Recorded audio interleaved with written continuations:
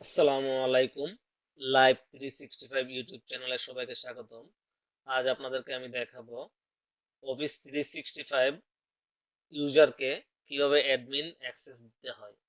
তো প্রথমে আমাদেরকে ইউজারে যেতে হবে, অ্যাক্টিভ ইউজার, দেন যে ইউজারকে আমি অ্যাক্সেস দিব সেই ইউজারটিকে সার্চ করে বের করব।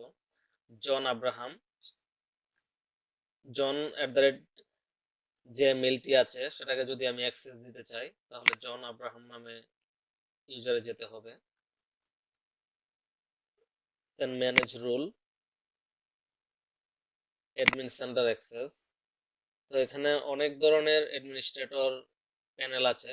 অ্যাকচুয়ালি আমি কোনটা অ্যাক্সেস দিব সেটা আমাকে এখান থেকে দেখে নিতে হবে। আমি যদি গ্লোবাল অ্যাডমিনিস্ট্রেটর দিই দেন সে সব ধরনের অ্যাক্সেস পাবে। ইউজার ক্রিয়েট করা, ডিলিট করা, গ্রুপ ক্রিয়েট করা, বিভিন্ন ধরনের পলিসি অ্যাড করা, সব ধরনের অ্যাক্সেসই সেই ইউজার থেকে পাবে। দেন গ্লোবাল অ্যাডমিনিস্ট্রেটরের ঠিক রাইট মার্ক ক্লিক করে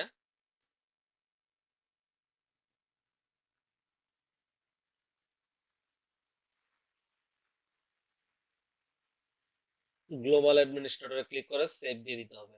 তাহলে হচ্ছে জন আব্রাহাম নামে যে ইউজারটি আছে সেটা হচ্ছে অ্যাডমিন অ্যাক্সেস পাবে।